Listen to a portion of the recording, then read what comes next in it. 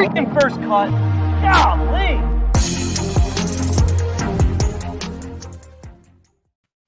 Welcome to the First Cut Podcast. I'm Rick Gehman, and this is your DFS preview for this week's Sony Open. Joining me to break it all down, it's not Greg Ducharme. Greg, a well-deserved day off. That right there, that's Sal Vetri of the Sal Vetri YouTube channel. What up, my man? What's going on, man? Yeah, thanks. Happy to be here. I'd like to say just at the start, it's been awesome just seeing everything that you've been able to do these last couple of years. So the listeners, the viewers of this show, they got a good one in charge. So thanks for having me. Much appreciated. I think this is our first official collab. It's long overdue. I'm glad we were able to figure out a way to get it done, and here it is. 100%. I can't agree more. Love it. All right. So this week's Sony Open. So Sal, we are at the final leg of our 2-week Hawaii swing, if that's what you want to call it, between Maui and Honolulu.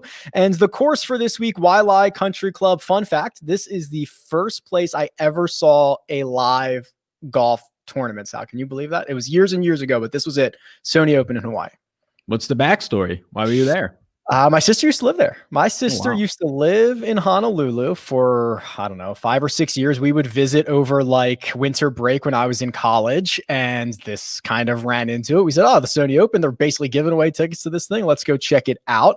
And that's when I realized I would never be a professional golfer, because when you get up close and personal, these guys hit shots. I think I might have told Greg this, but I don't know if it was on air. Like Spencer Levine. I watched Spencer Levine, who was like the worst golfer at the time, hit a shot that I could not even imagine. And I was like, oh my God, these guys are absolutely phenomenal. It's levels and levels beyond. I have a buddy actually that they're doing some, Hawaii's doing something where they'll pay for people's tickets to come there right now for whatever reason. And my buddy signed up to do that. So maybe I'll have to try and tell him to head there. He signed up and he didn't actually win it, but then he was just anchoring on the fact I'm going. So now he's actually going anyways. Maybe that's the big marketing ploy. That's exactly what it is. Say you're going to give it away, get everybody's hopes up, and then when they don't win, they just go and buy a ticket anyway. Great Exactly. idea. Man, I guess I'll go. Yeah, tough break. Waialae Country Club. So if you're looking for comparisons to last week's plantation course at Kapalua, very, very different. Last week, a field of 42, and 31 of those golfers have made the quick hop over to Honolulu, but the similarities are few and far between. Kapalua, tons of elevation changes. It's long. It plays like 7,600 yards. This week, a par 70. This is one of the easiest walks, Sal, on the PGA Tour. This thing is about as flat as you can get out at Waialae. Yeah, exactly. You're going to have a lot of guys coming over from last week just in general. And yeah, that's honestly what I'm going to be looking at, is just basically approach. Like most week, it's almost a cop out to just say approach is important, ball striking, all that. But this week, yeah, approach, putting to an extent, try and see how much you can get from that. That's how I'm going to be approaching this one. Like you said, it's one of the easier courses that you're going to be finding, one of the shorter courses. Par 70, you can look at those guys that succeed there, have some trouble there. That's kind of the top level of what I'll be looking at for Waialae. And while last week we saw 100-yard wide fairways, they will be much more narrow at Waialae. Not a huge issue if you do miss the fairway. Obviously, playing out of the short grass, much better than playing out of any rough, no matter how thick it is. And we've seen low scores here. You mentioned that, Sal. Outside of essentially last year, which Cameron Smith wins in a playoff over Brendan Steele. I think they got to 11 under par. It was kind of wet. It was kind of sloppy. The wind was up for the most of the week, but I think in general, you are going to want birdie makers at this event. Yeah, exactly. And that's something that will actually translate over from last week, at least, just if you're talking about just birdie fest in general. So you're going to have those narrow fairways, like we said. That's something that I'll at least look at in terms of just trying to find some sort of accuracy. But like you're saying, how many times are these guys, relative to most weeks, even relative to last week, actually going to be taking out the big stick, the driver? Probably not as much, or at least not have to rely on it as much. So it's not something that I'm going to just overweight or try and make it 50% of my decision. So yeah, I think that you can kind of just we'll talk about some guys, but really look at this field, double, triple the size as last week's, and you're going to be getting a lot of guys in play to actually be live to win this thing. Good point. First full field event of 2021, meaning we are going to get a cut after 36 holes. And there were a couple of WDs. One this morning, Patrick Reed, he's not playing this week. Victor Hovland, that news came out Sunday night. So a couple of the bigger names, they're being filled in with alternates. But we start at the top of the player pool on DraftKings, Sal, and it is led by Webb Simpson at $11,100. There are 6 golfers over 10,000. So right behind Webb is Harris English, our newly crowned PGA Tour winner from last week at 10,800. Colin Morikawa at 10,600. Joaquin Niemann, runner-up finisher last week, 10,400. Hideki, we'll talk about him, 10,200. And Daniel Berger at a flat 10,000. Which one of these golfers, Sal, is moving the needle most for you? Yeah, so early on, the one that's going to move the needle probably the most for me right now is going to be Colin Morikawa. When you look at this course, I mean, you have Webb, just the par 70 El Capitan, if you will. But then if you want to look after that, hope some people get the reference. The assistant to the par 70 regional manager here is going to be Colin Morikawa. Right now in this field, he ranks second, at least over everybody's last 50 rounds on par 70s. And what you're looking for, exactly what I'm looking for, ball striking, approach. The putting is going to be the one thing. If you ever just putts neutral, a 0, right? Doesn't gain anything. He'll be fine for you up there. And that's where I'm going to be looking. You had those back-to-backs. I had him in an outright, and I actually thought, okay, well, this is actually turning into something after back-to-back 8 unders. Didn't do anything on Sunday, really. It was the one day that his irons actually let him down. But I'm fine to go right back to him. I'm not going to wait that final round too much there. So $10,600. Colin Morikawa would be my play in that range. As much as I wanted to go to Hideki, had to hold myself back. We'll talk about Hideki in a second. I want to mine into Morikawa just a bit here because I think this is kind of a strategic take, and I like where you're going with this. And it's a lot about perception versus reality. And in reality, Colin Morikawa finished T7 at the Tournament of Champions, and for the most part played great last week. But if you were watching and you see that he was, one of the favorites heading into Sunday, he was one of the few guys who did not break par on Sunday. His irons were not very good in the final round. It's going to look like a big disappointment. So I think a lot of people might opt to stay off of Colin Morikawa because of what they saw on Sunday, when in reality, he did exactly what we kind of expect and what peak Morikawa is for 54 holes last week. Yeah, exactly. And that, I think the whole perception versus reality thing that you're touching on is really the point that I want to get to there. Is just, this was a guy that coming into Sunday that you were looking at odds books was somebody that was very live to win the event. And now it's going to be coming into a spot where, okay, you have the guys that were in the playoff right now in the same exact price range, sandwiched in between those guys. You have Webb, who everybody likes to play on these par 70s, or at least generates and pulls that ownership. So I thought that early in the week, you probably think that a guy like Colin Morikawa will be one of the chalkier names. He might end up being that in this range, but I think there's enough names in the range in general just to not make it overwhelming if it was to be so. Okay, I'll make the case. I'll step on the soapbox for Webb Simpson here. What he did last week at Kapalua with his driver was terrible. It was historically bad for him. He lost 6.5 strokes off the tee. I ran it through my database. I could not find another instance of him hitting the driver that poorly over the course of a 4-round event. And I'm willing to say that's not going to happen again. And even with that poor driver, the guy finds a way to finish 17th in a field of champions and guys that made it to the Tour Championship. And now you get Webb at what should be one of the best Webb courses. We talk about him at RBC Heritage. You can throw his name in at of course, Wyndham or Waste Management. But here it is, par 70. Don't have to be long off the tee. Ability to hit your irons, your wedge as well. Find a hot putter. I think Webb's interesting. And I think the biggest thing for me, Sal, and I wonder if you have noticed this over the course of I want to say it's been a couple of months, like the last handful of golf slates that we've had, DraftKings has been pretty nice to us at the top. Webb's 11,100. I think in the past we would have seen this closer to 12,000 for the highest priced golfer. I think it's a lot easier to get the most expensive golfer into your lineups these days.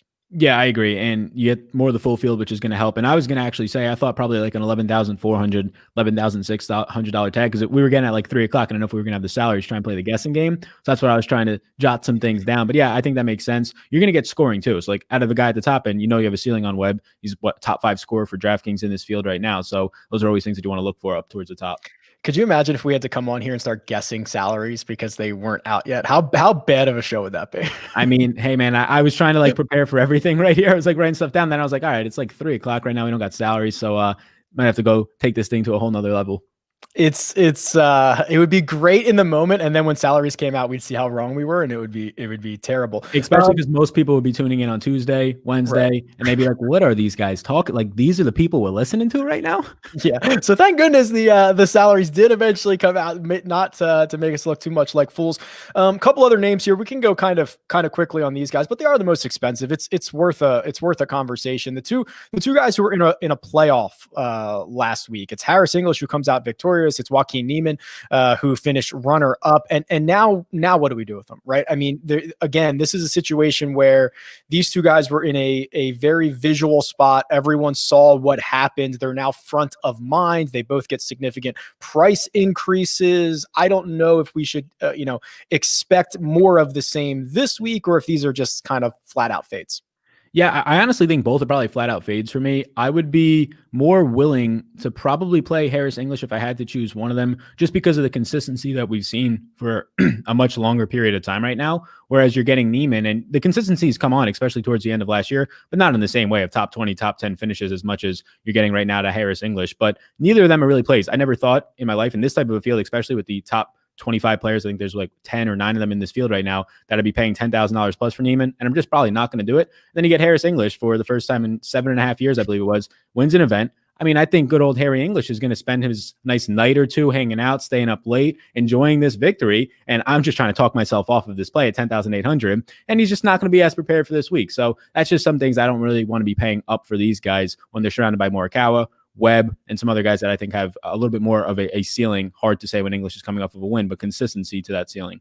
Old Harry Hands with 1.3 million bucks in his pocket in Maui. Yeah, I mean, listen, I would take a day or two, not think about golf, just chill out. Maybe maybe he rounds into form in Honolulu, but I agree with you. These are prices that I'm not particularly interested in paying. And then Hideki, who you mentioned, I mean, God, he was my one and done pick last week. The guy was difficult to watch. The shot tracker was even worse to watch. He lost like 9.5 strokes putting, one of the worst putting performances of his career. And he's a bad putter. So like it's always bad. And it was awful from him. I'm a little bit worried that he's lost the putter, right? As much as I like to say this thing bounces back all the time. Putting is so volatile, blah, blah, blah, all that stuff. When you lose 9.5 strokes over 4 rounds, you might be too far gone for me. Yeah, and I was just going to try and come in here for a spin zone and say it wasn't his worst performance of his career, but I don't know how much that's really saving him at this point. But yeah, did he finish last? I didn't end up seeing the end of the leaderboard. Finished in a tie for last with Mackenzie Hughes. No, that's somebody that I actually had a decent amount of exposure to, so not great. Yeah, I would say that Hideki is somebody when I saw this, and I was hoping he'd be in the 9K range, or maybe even like upper 8s, but 9K range. And I could actually get on board with, okay, one of the worst performance putting in his career. He's really good on par 70s. This is an event where it's not as loaded at the top, but I just can't get there. I haven't been above the field on Hideki, played him in any meaningful amount of lineups in probably a year plus now. I question the total upside. And now when he's in this $10,000 range, do I think I can get a top 5 out of him? Maybe, but not as much as the guys around him. So as much as I want to get there, because I just don't see any ownership coming his way, him getting that 5-figure price tag is something that I probably can't get to. Okay, so as we know, there's a price for everybody and everything. Is there an ownership number that if we know come Wednesday evening, Thursday morning, if I told you he was 3% owned on DraftKings, what would that number be that would interest you in Hideki? Yeah, that would interest me. Yeah. I mean, me too. If he comes in like 10%, I probably won't really have much on that. But if he's at 3% owned, I could probably get triple the field and really not have much of an issue on that. In like single entry builds, 3 max, where a lot of my exposure is, I'm still probably not getting there, even if he's at like 3% owned. Yeah, we'll see as the week goes on, but Hideki is kind of tough to swallow at the moment. Moving down into the 9K range, Sal, led off by Sung J Im. We've got our defending champion Cam Smith here. We have Greg Ducharme's pick to win. He already told us this like 9 days ago. He picked Abraham Answer to win. Ryan Palmer, who played well last week at 9,200. He played well here at the Sony Open last year as well. And then Adam Scott rounds out this range. Another thing I've noticed with DraftKings in the last couple of months, this 9K range, at least in PGA contests, has been like 4 or 5 guys. That's it. That used to be a much larger range, and it's really narrowed itself. Yeah, and I don't know if there's anything to it, but these fields that aren't like if it's not a major event basically or anything that's just loaded with players, it's normally 4 or 5. Like this is not a weak field event, but just any type of smaller field events, weeks where some guys are passing up on it, usually seems to be 4 or 5. I don't know if that's something I've just noticed or if there's actually any type of correlation to that. But yeah, you get a little bit of a weaker range here, which I actually don't mind. It's easier to start a lineup with 2 guys there and just get unique naturally. All right. So of these guys, I'm a bit partial to Sung J M, just a big time believer. But then I start rolling through the numbers, and the guy led the field in strokes gained tee to green last week at the Tournament of Champions. That's more than Neiman. It's more than Thompson. It's more than everybody. He literally led the field. So that's probably where I would start. I want to know who you're most interested in here, but I also do want to dive into that idea of maybe starting in the 9K range, Sal, and foregoing everybody in the 10K. Yeah, I don't mind starting in the 9K range. Like you said, there's not as many options, so it's just opportunity cost thing starts to matter a little bit. But yeah, starting with Sanjay, and then the guy that I like the most in this range is factoring in the price is probably Adam Scott. You don't have to worry as much off the tee. He was, I believe, he missed the 4th most fairways last week, which again, it's really not going to hurt you that much unless you're really out in the hazard area. So I think he's fine there. And he actually finished 3rd in approach last week. That's something that I really wanted to monitor. The approach play has been coming back a little bit for him over these last couple of events that we saw. He struggled with it probably back last summer when we saw him a couple times. Don't get to see him that much on the PGA Tour, but yeah, I'm fine to go to it. He finished average finish 21st, pretty much like right in the middle of the pack last week. What really got him was the short game, the around the green play. I don't think that's something that I'm going to just assume is going to carry over in the same way of losing 7 strokes in those regards. So yeah, gained almost 7 strokes on approach. I think Adam Scott at that price tag, you might get an ownership discount on it, and I think you're actually getting a price discount. I'm kind of on record of like, Adam Scott, he only played 6 times after the restart. I guess last week was his 7th time, and I just didn't know what to expect. But if we are going to start to see this, you're right, the ball striking, the things that we saw at the Tournament of Champions, if we're starting to see that on a regular basis, now I'm starting to get interested in it again. And I do want to advocate for Abraham Answer here, not just because Greg told me a week ago that he's going to win this event, but the difference between Kapalua last week, where driving distance was such a strong correlator to success, not necessarily the case here at Waialae. It's 7,000 yards. It's a par 70. Being able to find the fairway and then taking it from there is why guys like Webb Simpson, Matt Kuchar, Russell Henley have had success. And I think Answer, Sal, is built from that same type of model, right? He's never going to outdrive the field, but he's going to be a competitor. We saw that at the President's Cup, and he still has this chip on his shoulder, one of the highest ranked players in the world to never win on the PGA Tour or the European Tour. It's at least a pretty good spot for him.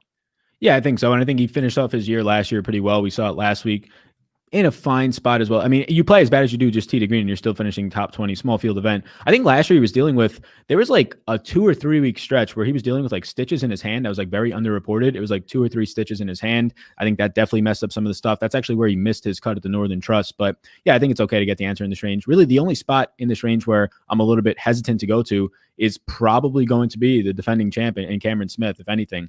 Last week, we saw the approach play go, which it's one event, but he's been streaky on approach. We can date back for like 2 years now that he can lose that thing. He can lose his irons here and there. And then it's just also a price point. Are you paying a premium for a defending champion? I think where he is in this player pool, I think you are. I certainly think you are. He gets the boost for beating Brendan Steele in a playoff last year. And that's kind of the problem with guys like Cam Smith, who are so reliant on the short game, is if he's not gaining 4, 5, 6 strokes on the putting surface, he's probably not going to win. And a lot of other things have to go right for him. So I think it's just a much more narrow path to victory for Cam Smith than it might be for some of these other guys. Like, I mean, Sungjae lost 3.5 strokes putting last week. If he's a 0 putter, he runs away with this thing, right? So pretty crazy. And then the other guy here, and I think we could be on the same page here with Ryan Palmer, is as much as I love RP, as much as I know he's had success here at the Sony Open, now we're paying a price that I think is a bit inflated, right? He was one of the highest owned golfers on DraftKings last week, and he came through. Historically, it's going to be similar this week, right? There's just going to be a lot of guys on him. Yeah, and when he was in like the 7 and 8K range, he was still picking up decent ownership for pretty large field events, like 15%, I think, at the Zozo when we saw him before that. But yeah, he was 27% owned, I'm seeing right now last week. And like you said, he's coming through. So outside of Cam Smith, he's probably the one in that range that I'm not going to be getting to all that much. But I do think there's a good amount of merit to a Sanjay M plus, if you want to go Answer plus Scott type of a build, and just fading that 10K range, 5-figure range. You really don't have to worry about really ownership at all after that. I mean, it is interesting. The more I look at it, I'm not as worried about fading English, Neiman, Hideki. So it's really like, am I trying to dodge a bullet on Webb, Morikawa, and Berger? I mean, the more I look at this, I could probably get to a build that starts in the 9K range. We'll see. Right. Yeah. And then just heading down into the 8K range, you have other guys as well that there's some, at least to me, some guys that stand out a little bit above the rest from maybe not so much like a consistency standpoint, but just like overall win upside, which is probably another reason why Scott stands out a little bit to me, just trying to value that like top one finish. How often do you get there, and putting that into a little bit into the equation? That's probably why he also is at 9K flat, another appealing option. That right there is a professional tease, because we are going to get into that 8K range on the other side. But first, we're going to take a quick break and hear a word from our partners. And we're back. $8,000 on DraftKings. Sal, I know there's a couple of guys that pique my interest in this range. It starts with Kevin Kisner, who in theory could be a pretty good fit for Waialae, and goes all the way down to Charles Howell III, Eric Van Rooyen, EVR at a flat 8,000. Who of these guys are you targeting in the 8K? Yeah, there's a couple guys that I like in this range. And yeah, I'll go back to back with the flat pricing. I'll go with EVR. I'll go with Van Rooyen here. He's somebody that we got to see last week, which in general, or we didn't get to see last week, but in general, what I'm trying to do is really underweight positive performance that we saw last week and not try and follow the hype of some of the big ones like we were talking about with those 10K guys that we saw in the playoff. But EVR is somebody that you're just getting consistency from. This 8K range, you don't really need somebody to win to pay off their price tag. You need, I don't know, top 20 is usually fine if they're doing anything from a scoring perspective. So EVR is the guy that I like here. He's 14th in this field in birdie or better. You're getting that approach in ball striking combination that's probably the best in this range, probably up there with Sergio right now. So EVR is in the range. Honestly, somebody that I'll ask you about is Sergio. We saw him last week. We saw him play well, and I really want to know what to make of it. Want to know later in the week if ownership's going to come there. But early on, he's somebody that has me a little bit puzzled. The thing with Sergio is he's on brand, right? Sergio never goes off brand. From tee to green, he's phenomenal. From when he has the flat stick in his hand, he's closing his eyes and he can't figure it out. And he did it again last week at Kapalua. He gained nearly 8 strokes from tee to green. It was 4th best in the field. He was 39th out of a field of 42 in strokes gained putting. So the issue, it's weird. It's not necessarily an issue as long as you know what you're getting yourself into with Sergio Garcia. And what I think you're getting yourself into is a guy who's going to be a great ball striker. And there are going to be weeks, we're going to see a week like we saw at the Sanderson Farms where he gains 2 or 3 strokes putting and he wins the event. I think we're going to see that again. The problem, Sal, no foreshadowing. Like he doesn't build up to it. It's not like he gradually gets better, then the flat stick, he finds it. It's just like he'll lose strokes putting for 8 straight events. He'll find it for 4 days and he'll raise the trophy on Sunday. So I think as long as you understand what you're getting from Sergio Garcia, that's fine, but it's not any semblance of consistency on the greens, if that makes sense. Yes, please talk me out of it. Cause I think that might be, I think when he won Sanderson, there might be one other time where he gained strokes putting since like this time last year. So it's really tough to have to rely on that. It certainly is. And there are ball strikers in this range. You talk about Sergio. Russell Henley's here. Russell Henley at $8,700. He's making his first start of 2021. And if you run the numbers back to the tour's restart and look at just approach players, no golfer in this field has gained more strokes on approach per round than Russell Henley. He's won this event. He's won the Sony Open before. I think when he won it, he set the scoring record. I don't know if that record still stands, but this should be a spot for success. But I imagine he's going to be a popular guy in the $8,000 range. Yeah, he's one of the guys that if you're going to take again the 10K range, drop down to the 8s, or just in general, I think a lot of people are going to prioritize their lineup in the 8K range with Henley. I mean, he looks good. Like you're saying, if anybody's looking at any type of database, you're going to see that one next to his name when it comes to just some of the ball striking numbers from the overall total strokes gained, DraftKings scoring, which is another thing that's going to be pretty important. So I don't really have a strong stance on Henley either way earlier in the week. I think that if I like some guys, like if the ownership is going to be 2-1 somewhere around there, I just easily go to Scott. I like Scott a good amount so far this week early on. So I can see myself getting away from it. I'm pretty neutral to the field. If he comes in 15% owned and I'm around there, I'm fine with that. Concerns I have. One of the guys that you have as a fade, certainly catches my attention, and I want to talk to you about that. But I'll lump in Matt Kuchar into this scenario. You know, Kuchar is a guy that I think for about 2 years ran pretty significantly well over expectation in terms of the win department, and now we're starting to see him regress to the mean a little bit. I think he's going to catch a lot of ownership just because it's Matt Kuchar. It's a household name. It's the Sony Open. He won this 2 years ago. It should be a good fit for him. I'm not sure we're at that version of Matt Kuchar anymore. I mean, he hasn't played well. I think he's got 0 top, I don't know, I would call it 15s in his last 15 starts. Something, I think it's top 20s in his last 15 starts, something like that. He just hasn't been good. He hasn't contended anywhere. And I don't think that course history is going to save him this time. So that's my fade in the 8K range. And you've got a fade as well here. Yeah, I think that's a pretty solid fade. Like, you're getting the weekend out of Kuchar, but that's about it. He's at least making, that's what you want out of like a $6,000 player, not in your 8K guy. So yeah, I mean, Charles Howell III is somebody that, if you're seeing any type of content this week, he is the course history god at this point. He's made, I think, 10 top 10s. He's pretty much finished like top 25, I would say 65% of the time that he's played here, if not more than that. And for me, it's what is the upside here? He's had a couple of runner-up finishes, so that's clearly the upside here. But if he's not runner-up finishing for you, right, he's kind of priced for the course history bump here. Is your upside what he normally does, which is, you know, if he makes the cut, he's getting your 30th place finish. If I think my opponents, if we're talking DFS strategy, if I think my opponents are going to see him as a safe play, whether it's in cash, whether it's in GPPs, and put him in there, I question what the actual upside is. Do I think that he can win this event? Honestly, yes, he can win it, but do I think relative to other guys around him? Not so much. So if I think that his upside is, 20th, 25th, but there's some downside in the 40s or 50s, a miscut as always, yeah, I'm okay to not get there, assuming that ownership is going to be a little bit inflated on the guy that, 75% of the time that he comes here, he's finishing with a top 20, top 25.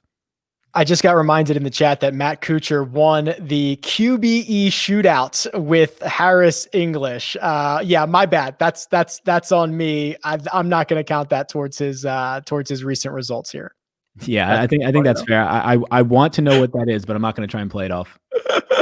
Oh, that's phenomenal stuff. 7K range. Let's bop on down to the 7Ks, which this is where I think things start to get really interesting. I've picked out a couple of value plays. I've picked out a couple of guys that I'm certainly going to be staying away from. But Sal, I want to start here with you, guys that are moving the needle for you in this very critical range of pricing, right? This tends to be where you have a lot of guys in the same range. The ownership gets spread out a bit more, and this is kind of where your GPPs can be won and lost. Exactly. That's the biggest thing. Like, all those guys at 8K and above, far majority of them, 10%, 15, 20% owned. This is the range where guys start dipping below 5% at a decent clip. So a guy that I like here, it's towards the bottom of the range again. So I'll name drop Siwoo Kim because I think he's fine in this range. But I think the discount Siwoo Kim, in some ways, he doesn't have the around the green game, might actually be Sepp Straka here. Sepp Straka is somebody that on par 70s has been good. He's borderline over the last 50 rounds, a top 10 player in this field. If you're just looking at par 70 DraftKings scoring, which is the thing that I'm really trying to look for, not too worried about placing. So what you're getting is a birdie or better player here. You're getting somebody with the upside and just a discount down in the bottom of the 7K range. I think that's probably $400, a little bit too cheap from some of the stuff that I'm seeing. So Sepp Straka, I think there's upside to that play as well. There's obvious downsides, but he's been a little bit more consistent this time last year, really like towards the summer of last year before the stoppage to golf. You were just worried about made cuts at that point. I think you feel a little bit more comfortable about that now. I think there's some upside on Sepp Straka. Sepp Straka has made 5 consecutive cuts, which if you look at the rest of his results, he's on a hell of a run. And what I love about Straka is he seems to always make my showdown lineups, Sal, because this guy, I swear to you, he's gonna shoot the low round of the day one of these rounds. I have no idea when it's gonna be, and I don't know what he's gonna do in the other 3 rounds, but he's gonna put it together for 18 holes. I know it. Yeah, I mean, I know that as a fact. I'm like, I probably. There's so many times I play Sepp Straka when he's missing those cuts, and it's a first round, first round he's up there, not as a first round leader, but he's like 5th or 6th. And I'm like, all right, this is the guy that I needed to come through for me. Now we're feeling good. Next day, you get like a +4 performance, and you're missing the cut by a stroke. The name that I will spend lots of oxygen on this week is Sebastian Munoz. He is $7,800. We know he had a great stretch run at the end of 2020. He was contending a lot. He was playing well in some of these deeper fields. But I'm looking at what he did last week at the Tournament of Champions, where he's in paradise. He's, essentially on vacation. He goes out, he shoots 2 over in round 1. And a lot of guys would have just packed the bags, would have just hung out, drank Mai Tais all day long. Munoz goes out and plays his final 54 holes at 18 under. The aggregate of those final 3 rounds, Sal, was second best in the field behind only Joaquin Niemann. So I don't know if you like to kind of slice it up like this, see what guys do on the weekend leading into events. This is a 54 hole kind of look at it, but he shakes off the rust in round 1. He gets it going over the final 3. I think he carries it over into this week at Wildlife. Yeah, I like it. And I think it is pretty important, especially like if you play any type of, if you're live betting, if you play any type of showdown DFS, it's always fun to kind of look at the splits that are happening each day. And yeah, I didn't know how well he was playing. Like I was looking at it each day. All right, he's up there at some of these categories that matter, approach play, strokes gained here and there. And then I saw your tweet and I was like, all right, this guy absolutely murdered those last 3 rounds. This is a guy that if you're an OG grinder in DFS these last couple of years, he's always down there in the 6K range. It's finally, we kind of rise with this man now. Now he's up to this top tier of the 7K range. But yeah, I've no reason not to get away from him. He's another guy kind of like Henley that just looks good. He just looks good based on where he's priced. You can argue that maybe he's a little bit overpriced, but I would argue back that the consistency that you're seeing, a couple of missed cuts to end last year, but just loads of top 25s, top 15 finishes. Yeah, there's real upside in Sebastian Munoz, and he's a scorer. Like that's the thing why we always played him in the 6K range. This is a guy who's like a top 20 scorer. We play him in the 6K range every single week. Hope he makes the cut. Now he's making the cuts and he's still scoring. There was an event, I want to say it was Northern Trust. It was I think it was one of the playoff events. He like birdied his first 8 holes and I was all hot and bothered and I was in a lather over here. But like, I mean, obviously he's not going to birdie his first 8, but like he has that upside. There are a few guys on the PGA Tour who can get unconscious out of body experiences. And believe it or not, Sebastian Munoz, one of those guys, and he is a very good price. Now, there's one guy that I think you and I are connecting on in terms of a fade in this range. It's Mark Leishman. Sal, he's been struggling over, I mean, since the restart, he's been pretty pathetic. We kind of saw something. I don't know. Actually, I take that back. I'm not sure we saw anything last week on Leishman. And that's the thing. I think people are going to have that in mind. Say, okay, we saw the Masters finish of 13th overall. Okay, Leishman's got some life to him. Nothing at the OHL. And then I think last week people are going to be like, okay, there's some stuff happening on the approach. He finishes with a decent performance, but I'm just not going to buy it all that much. Like I said earlier a little bit, if there's any spots where people are going to get a little bit overconfident this week just based on last week's results in a smaller field where maybe his performance last week actually misses the cut in a large field event, yeah, I'm probably not going to be jumping back to it. And I think the price point is just a little bit too much. If he was low 7K range, which is basically where his play's been for this last half year to since he won closer to this time last year, then I'm probably not going to get there. He did lose 5 strokes putting, but the putter has not been there now for 2 to 3 to 4 months. Yeah, that is certainly for sure. He's been one of the worst players on the PGA Tour since the restart in terms of strokes gained, and I'm not sure I see it turning around anytime soon. I'm going to need to see signs of life from Mark Leishman before moving any type of investment back onto him. The one interesting name at the bottom of the 7K range, he's $7,200. It's Cameron Davis. So, we've been talking a lot, Sal, about the type of golfer that would probably have success this week, and a lot of them are going to be accurate hitters, guys that can hit their irons well, get a hot putter. Cameron Davis is not going to play that way. He's going to go out there. He's going to try to take it bomb and gouge style. He's going to try to take on that 2.5-inch thick rough at Waialae and just try to make a bunch of birdies. And, we saw him. He contended for a minute at Wyndham before I think the stage got a little bit too big for him. We saw him on the first page of the leaderboard at the Sanderson Farms, and he finished 9th here last year. So a place that he's got at least decent vibes. I think that he could be in store for a pretty good start to 2021. Is there anybody else here in the 7K range that we don't want to miss out on before we jump down one more time?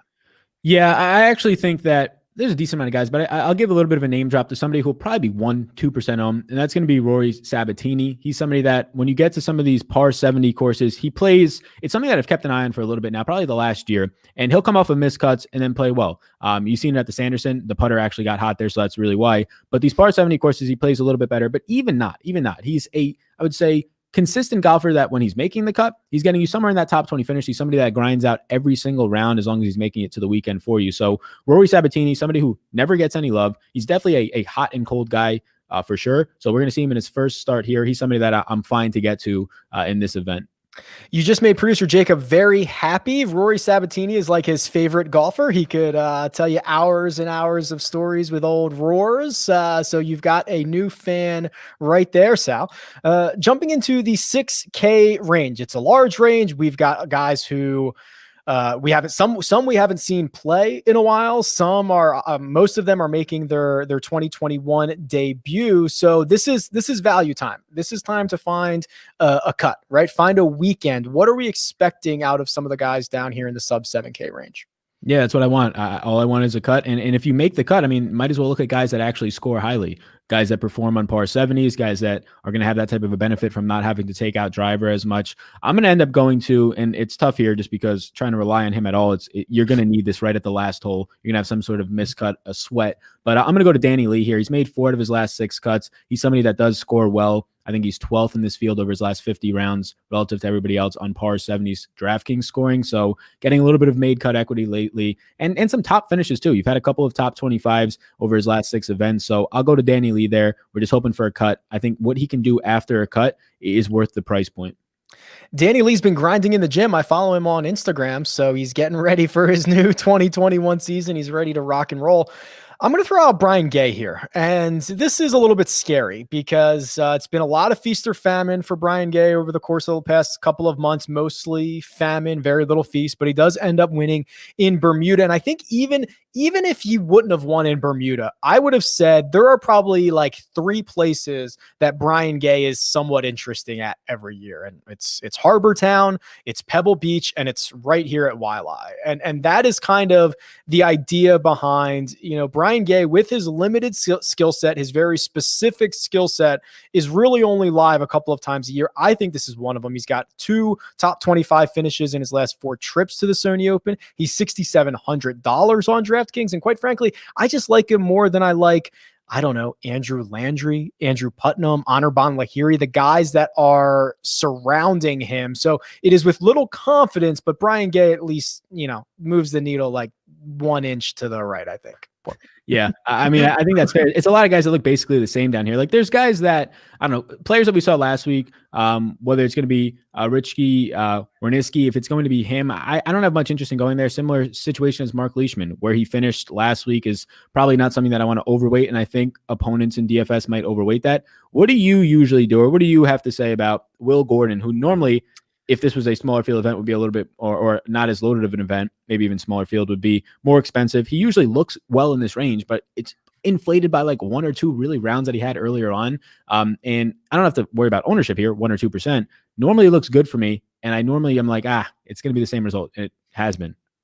For whatever reason, and I am as guilty of this as anybody, Will Gordon caught a bunch of steam after Travelers. After that T3 at the Travelers, and it was like, now he's in the sprint to earn as many points as he can to get his card for next season, and he's going to be super motivated, and he's playing well. And it's like, yes, all of that stuff is true, but it never came to fruition. And I still feel like there's that sentiment about him, which it really shouldn't be. You're right. I mean, the guy's missed his last 2 cuts last year. He does not have a top 25 since that T3 at the Travelers. And it's been a lot of missed cuts. It's been a lot of finishes in the 30s, 40s, and 50s. So this is another thing where perception and reality are not the same thing. As much as I like Will Gordon's game, he's not a big time DraftKings scorer at the moment, which is a thing, right?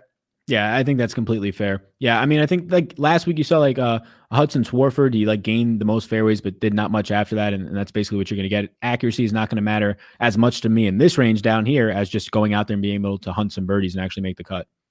The only other guy that I'm vaguely interested here, he's also $6,700. It's Nate Lashley, who's made 3 of his last 4 cuts. The 3 finishes that he made the cut, they've been top 40s. They've all been in the 30s. I think that Lashley's interesting because we saw this when he won, I guess it was Rocket Mortgage like 2 years ago. And we've seen this at times in the past, is he can get really, really hot for like 9, maybe 18 holes, maybe 27 holes at a time, which goes a long way in DraftKings scoring. Again, it's kind of similar to Sergio Garcia. There's very little to foreshadow when it's going to happen or how it's going to happen, but at least I know that there is a bit of upside pent up inside of Nate Lashley. Down towards the bottom of this range, Sal, it's really ugly. I'm not sure if there's any interest in, I don't know, Michael Gligic. He was making a bunch of cuts before the year turned over. Wesley Bryan, usually pretty good with his irons, but at the sub 6,500 range, we are certainly into full on dart throw at this point.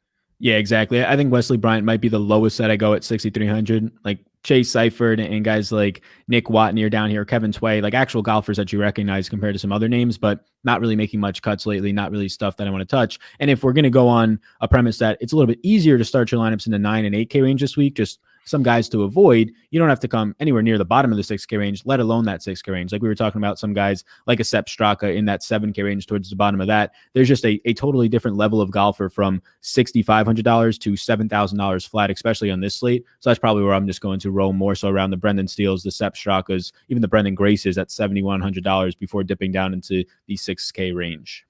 The strategy is interesting this week, I think, even more than most. I think, I'm generally a stars and scrubs type of guy, Sal, but I'm understanding, hey, this is the first full field event of 2021. We have a lot of guys who I've not seen do anything in 4 or 5 weeks. I have no idea what the shape of their game is. And I think weird stuff happens when you have guys off of a longer layoff. So maybe getting more guys, 6 guys between 9,800 and 7,200, maybe that adds a layer of security for me. I think that is viable this week, and because of the pricing, and I also think it's viable this week because there's a lot of unknown from the vast majority of the field. Yeah, I think that makes a lot of sense. And one thing I always try and do whenever I do a show for really like any DFS sport or sports betting is just try and pin in on the guys that either me or you in this instance just don't talk about and see if there's something to that. So what about Daniel Berger at $10,000 flat? Not much from last week. We talked about all the guys in the 9 and the 10K range, and for good reason, those guys for good or worse. And Daniel Berger was kind of this vanilla name in there after having a good week last week. And honestly, last year at points being maybe one of the best golfers after the restart for sure, was up there in terms of how he was playing. That could just be a guy where it's basically like starting your lineup in the 9K range at 10K flat. Could be another name to at least consider, and something that I'll probably be watching real close just based off our conversation at what his ownership levels are. It's a great point. Daniel Berger, it's a gift and a curse that he's kind of this just solid, underrated. Nobody really talks about him. He doesn't do anything sexy, but he does everything pretty good. It's just like, it's not as exciting as going out and trying to get Webb Simpson or Hideki on the bounce back week. It's just like, yeah, this is Daniel Berger. He's going to be solid for you, and he might win like he did it to Charles Schwab. So the idea around, and I've never heard it presented that way. I think it's a great idea. Like, who did we not talk about? Who did we not spend any oxygen on, and why didn't we? I really like that, Sal. Yeah, I think I hope I don't anchor myself onto this. I don't care too much. I think he might be my first one and done of the year. So I might go Danny Berger here. Oh boy. Okay. Well, I think that Webb. See, what's interesting about Webb is he's obviously the favorite here, but he has so many good spots throughout the year. Whether it's Wyndham, Waste Management, whether it's RBC, whether it's Harbor Town. So like, I don't know if I should be trying to find a guy like Berger, just like, Berger doesn't have a necessarily natural fit. I'll just play him here, or if I should just burn Webb. So that's the discussion I'm having with myself at the moment. Yeah, I could see that. And I'm just trying to look at it too. This isn't as full of a field. Like you're still going to get a couple of events, and most of the events where you see another 10 to 20 golfers in the field. So that hurts a little bit more when you get to those. And really, for me looking at this, whether it is Webb for your situation or even Berger, which I'm going to just talk myself into this, at $10,000 flat on DraftKings, and where he comes in this field of just like premier players, upscale players. How many more fields is he going to get where he just basically has to beat a Harris English, a Webb, a Morikawa, and Neiman? And it's not one of the heavy hitters, because we don't have the Rahms, we don't have the JTs, we don't have the Roys, those guys in the field this week. I don't know how many events Berger's going to have without those guys in it this year. And for any of those guys, Webb, like you're talking about. So yeah, I think it makes sense to try and go this week into one of those guys that you're not going to see in a lot of other fields with a chance. Oh boy. All right. Well, Daniel Berger catching steam for me at the moment. Sal Vetri, you are doing a lot of great DFS coverage for not only golf, for basketball, for football. You are in the thick of it right now, my man. Tell everybody what you have going on a weekly basis. Yeah, we got them all. We got the DFS Sports. So yeah, it's you can follow me on Twitter at Sal Vetri DFS. That kind of links over to some other stuff, but NBA content. We'll be starting up the golf content this week for the first full field event, and then NFL closing it out for the playoffs right now. Much appreciated you hopping on, filling in for Greg this week. It was a lot of fun, and I'm hoping that we get a chance to do it again soon. 100%, man. Thanks for having me on. I appreciate it. Ton of fun. That's Sal Vetri. Follow him on Twitter at Sal Vetri DFS. You can follow me at Rick Run Good. This has been The First Cut, and we'll catch you next time.